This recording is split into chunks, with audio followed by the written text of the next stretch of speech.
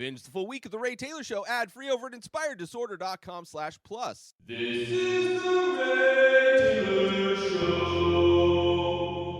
Welcome to The Ray Taylor Show, where I bring you the reviews on the latest movies and TV shows, as well as classic and foreign films. I'm your host, Ray Taylor, and on this podcast, I'll be talking about all things film and television. Whether you're looking for a new show to binge or want to know if that blockbuster is worth a trip to the theater, or just want to hear my thoughts on a classic or foreign film, I've got you covered. So join me every Monday, Wednesday, and Friday for new episodes, and let's dive into the world of film and television together. On this episode, we're going flamin' hot, baby, with the Flamin' Hot movie that is on it's a Hulu original movie, which is also, of course, owned by Disney, so it is in many ways a Disney film as well. Would not be surprised if it's also available on Disney+.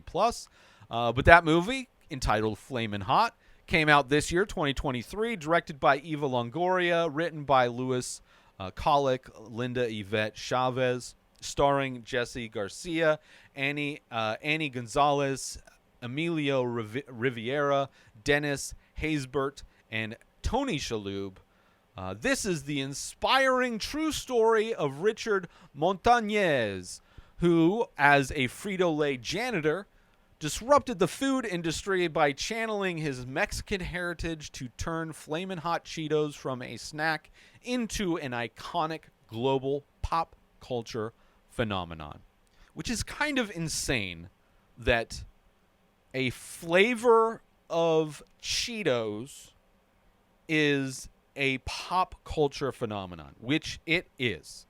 Considering Flamin' Hot is everything is at some point going to have a Flamin' Hot version of it, even Mountain Dew for some reason. It is by far an insane phenomenon. But a great movie. I really did enjoy this movie. It's very lighthearted, inspirational, good for the whole family. Definitely a Disney movie, right? Disney family movie. So I enjoyed that, and knowing not only that it's a Disney production, but also just movies based on true events, biography movies based on history. Obviously, taking the events in this movie with a grain of salt. Obviously, probably didn't go exactly how this movie depicts things going. But I really did enjoy this movie. I had a lot of fun watching it. And the reason why I watched it is because I am a huge fan of Flaming Hot Cheetos. I love Flaming Hot Cheetos. I will, sadly, anytime I see something that is flavored Flaming Hot, I will try it. I don't know why. I think it's ridiculous how many things are flavored Flaming Hot. It really doesn't need to be anything more than Cheetos, but, if there's a Flamin' Hot Funyuns, I'll try it. I would even try, I don't know if I would buy it, but if it was available to me, I would try the Flaming Hot Mountain Dew. I can't imagine it being good. I just like a spicy drink doesn't, unless I'm mixing it like I use it to make an alcoholic beverage, right? Like there's some spicy stuff like Bloody Marys. You can have those spicy. So there's things that it would, but on its own, I don't know. But I love Flaming Hot Cheetos, and so of course I had to watch this movie, right? Just out of curiosity alone. I mean, that's even why I enjoy eating all the different kinds of versions of Flamin' Hot snacks out of curiosity. It's always out of curiosity, and no different when it came to deciding if I should watch this movie or not. Like, just seeing that this was turned into a movie, I was like, well, I gotta watch. It's just, how is this a movie? And I see, and it's a great story. Like, to see how this guy was able to do this thing that culturally it just exploded. It exploded.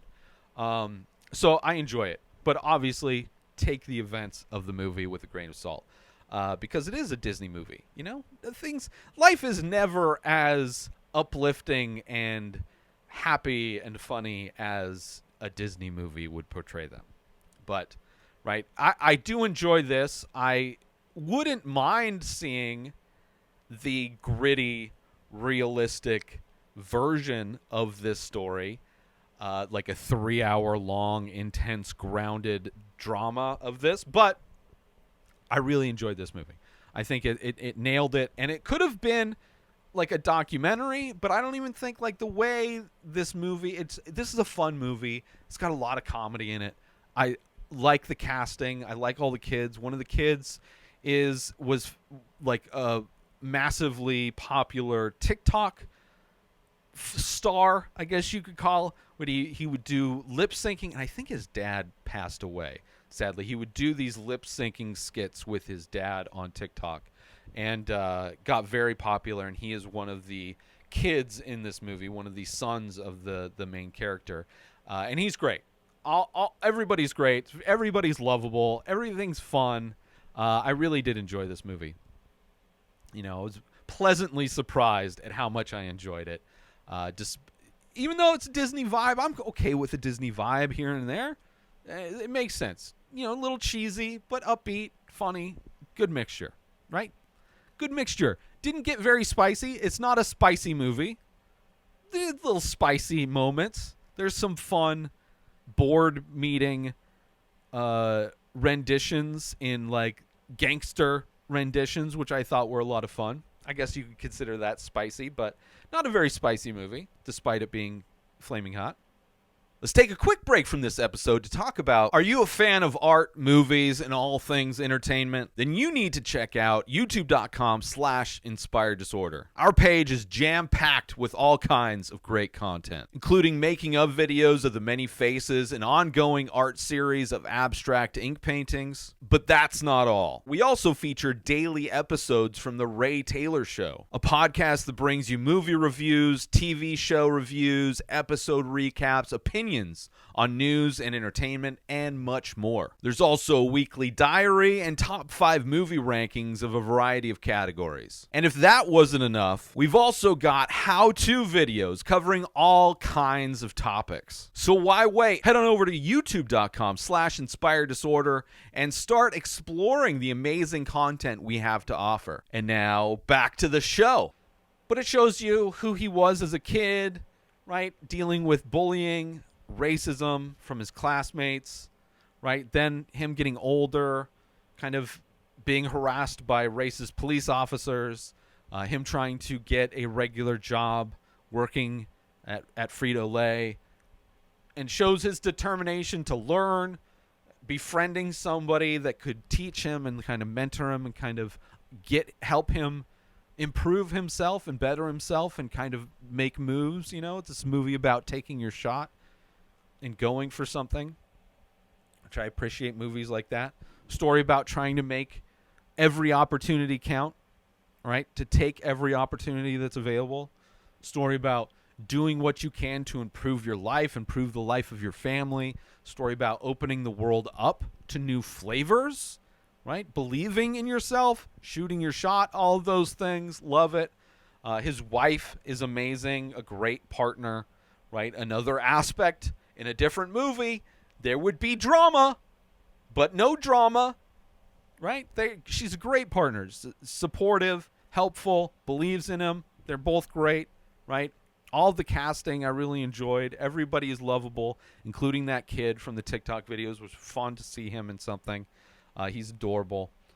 He's in the trailer where he's like, it's ouch, ouch, ouch. It's spicy, but like good spicy. Very cheesy. I mean, you're not like these. Nobody's winning awards in this movie, but it's a fun movie, right? I liked it. And at the end of the movie, which I enjoy, especially movies based on reality, the epilogue of this, telling you kind of the stats on how successful everything really was, like how big of a thing this was culturally, how much money this brand, Flamin Hot, is worth. Seeing pictures of the actual guy, the actual family, and all of that. I really enjoyed that aspect of it, which I really do enjoy when movies do that, showing you pictures of the real people. And there's been a real trend of movies, whether it's like the Nike movie, the Tetris movie, there's a BlackBerry movie that are coming out. Like, there's a lot of narrative films coming out. Like, it's a trend where, you know, maybe 10 years ago, these would all be documentaries, but they're all coming out, which, like, it's interesting how the documentary landscape has turned from, like, documentary films to where most documentaries are now, like, series. Like, they're limited series on Netflix. And far more, like, the art form of documentary making is changed. So interesting to see this trend in movies of, like, a lot of real events being turned into to films, which, I enjoy it. But I do want to get into spoilers, talk about specifics of this movie. So if you haven't seen it, highly recommend it. Check it out, especially if you like Flamin Hot Cheetos. It definitely gives you an appreciation for this snack and for the guy who came up with it and what that's done for him, what that's done for just kind of bringing the Latino experience to the masses in a lot of ways, which I appreciate. I appreciate it. So I would check out this movie, but I'm going to spoil it. So if you don't want to be spoiled, move along. So you've been warned. Seeing him as a kid, right? His family worked on farms. They were like migrant farmers. Super interesting. Seeing him get bullied at school, but turning these burritos into like a business, which I guess this is based on a book called like the burrito cookie and something else, and the man that changed everything. I don't know what the title is, but interesting as a kid, making money selling burritos. Also a way to open his classmates up to the food that he is used to. Like, this is before burritos were like culturally everywhere. So him, and then seeing how the cop assumes that he's getting this money from nefarious reasons, right? And it's like, so the cops assume the money's from crime, so he becomes what they expect. He becomes a criminal. The girl from his childhood girlfriend, ends up becoming his wife, right? And they try, as they get older, trying to become legit, right?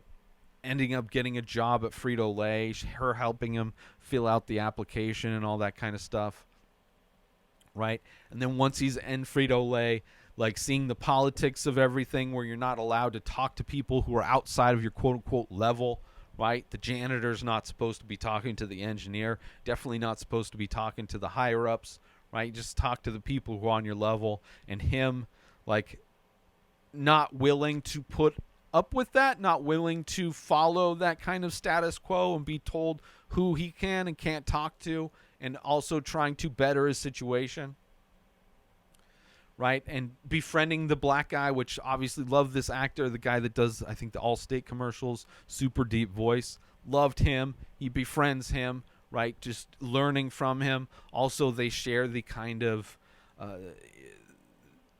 him knowing and also being affected by racism and things of that nature, kind of like people not giving him a chance. At least somebody gave him a chance. It's like, well, you need to give me a chance just like somebody gave you a chance. Loved all that stuff. Him taking the initiative to learn, right? Not willing to accept the limitations that are expected of him. Also interesting to see the Reagan years in this, and how the economic downturn that happens, and just how real strange it is how the economy always seems to tank every time there's a Republican in office. It's weird how that happens. It's weird how just cutting taxes on the wealthiest people doesn't help the economy in any real way. Weird how that trend, every time there's a Republican president, the economy takes a dump. Interesting. And wealthy people just get wealthier. It's really interesting. Just the average everyday worker just gets shit on constantly. Worse and worse conditions. It's like people are just nothing more than livestock, right? We only exist to make rich people more money. But I enjoy him trying to figure out things along the way. Just like putting himself out there and just trying to make things work as he goes along. There's a moment where his son comes up with the idea to market the product because it's not doing well, right? But then he's like, I never see commercials on it, so we should start marketing it ourselves. Like, I don't know. That's one big question. It's like, I don't know if did the kid really come up with the idea to market it? Like, is that how it went down? But it's still fun. Him getting his homies involved in marketing it and giving out the free samples. Right, the first one's free, but next one you got to pay for. It's a fun moment. It's a fun moment where they kind of do this grassroots marketing to get the word out on this new snack. I really loved the gangster version of the board meetings. Very similar in a lot of ways to Drunk History, which is a great, funny show on Comedy Central. It reminded me a lot of that. The gangster version of these board meetings. A lot of fun. Really funny.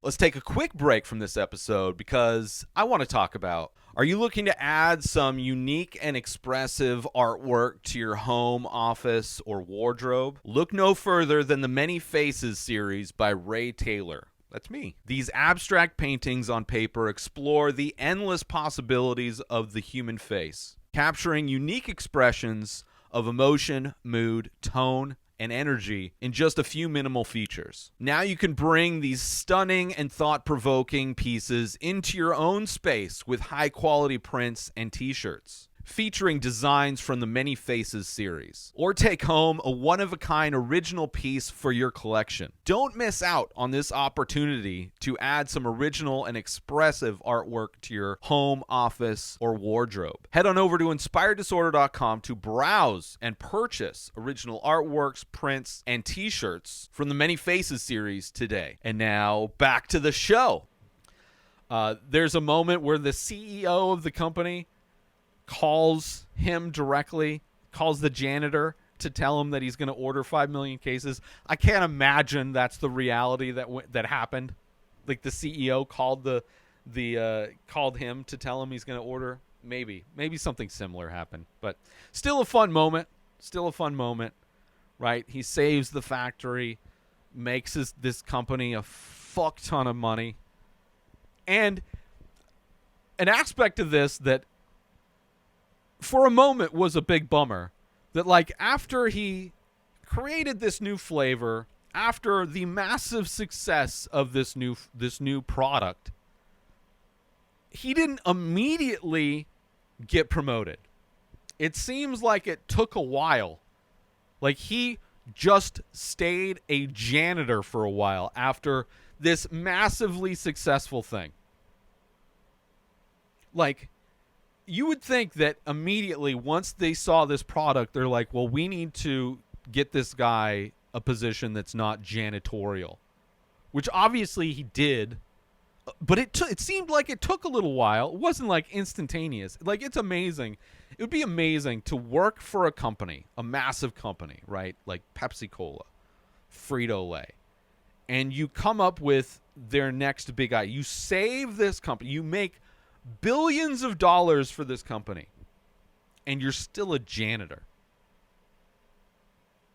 Like, you literally made everybody at the top like exponentially richer, and you're still mopping floors. But the moment where he does get promoted, very heartwarming moment. Like, I was so mad. I was like, what? He did all this stuff. His buddy finally got a factory of his own, right? He's finally moving up, but our man on the lead of this is still a janitor. What is going on? And then like, oh, here's your office, right? So I enjoyed it. It was heartwarming when it did happen. And the end credits, seeing the pictures of everybody, the actual guy, his family. It's finding out that it's $1 billion business. Like, it's just insane. It's insane what this guy was able to do. A great feel-good story, motivational, inspirational story, right? The final scene where he's walking out of the restaurant with his wife and he's, like, tipping, I imagine giving them, like, $100 tip, like, big tips as he's leaving the restaurant, tipping wait staff, tipping the bus boys, tipping the valet, right? Because it's a thing that, like, when you come from nothing, you understand the importance, and you're working at a job, like you're working at a restaurant, you're working at a job that is based on tips, right? You're not really making money. All the money you make is tips, right? Like whether you're driving for Uber, delivering food, working at a restaurant, all these tip-based jobs. Somebody that comes from nothing understands what a big tip can do for you, how much that could change your existence, make life slightly easier for at least another week, right? Gives you like, it makes you breathe easier, which of course people people who've experienced real financial struggles in life know how much a big tip means to a person, right? Whereas people who come from wealth can't even comprehend what it's like to struggle financial. Have no idea. Somebody who has never had to worry about paying the bills, they comprehend and understand what it's like to struggle financially as much as I would understand what it's like to be an astronaut. Right? I've never been an astronaut. I can't imagine what the reality of being an astronaut would be to be out in space, right? I've seen it in movies, just like wealthy people have seen what it's like for poor people to struggle in movies, but they have zero comprehension. They have never experienced it. So they can't possibly understand how much a big tip would mean. So I like to believe that that's real. Like that's what that guy does, is he tips big wherever he goes, right? Where, you know, especially my experience driving people, delivering food, people that have a lot of money, not necessarily the best tippers. Maybe sometimes there are, but I would imagine somebody that comes from nothing and has money is probably a lot, it's a lot easier for them to spread that wealth around. But definitely this movie made me appreciate the product of Flamin Hot Cheetos more. Like, I'm going to go shopping tomorrow, and don't be surprised that I'm going to be buying some Flamin Hot Cheetos tomorrow. I'm going to be coming home. And it's, you know, it's a snack that I love, but it's always a snack that I regret getting because, you know, it destroys you. I don't really know what chemicals they're using to make them spicy, right? They're not using the fresh ingredients like they showed in this movie. They're not chopping up peppers. Maybe on some, when the flavors are first, at some point maybe they were, but they've gone through a lot of changes to be whatever that powder is. But man, is it addictive. It's so good. And every time I see some new product, right, if they come out with Flamin' Hot Oreos, I'm probably going to try it. I don't know if I'm going to be spending money on it, but if I have an opportunity to try it, I'll definitely be trying it. Sure. Right? Who knows? Thank you for tuning into this episode of The Ray Taylor Show. I hope you enjoyed my thoughts on Flamin' Hot. Don't forget to tune in every Monday, Wednesday, and Friday for new reviews on movies and TV shows. Join the conversation by leaving a comment on your favorite podcast platform over on youtube.com/Inspired Disorder if you are watching this episode. Until next time, enjoy the show. New episodes of The Ray Taylor Show come out every single day. Subscribe on YouTube and everywhere our podcasts are found. Binge the full week over at inspireddisorder.com/plus. Buy Ray Taylor Show merch over at inspireddisorder.com. Have a wonderful day, everybody. Peace out! Today is the day where you wake up and you realize that everything that you've been dreaming about, everything that you've been wanting, every goal and wish and hope that you've ever had can become real. Dreams can come true. What you manifest in your mind, you can bring to reality.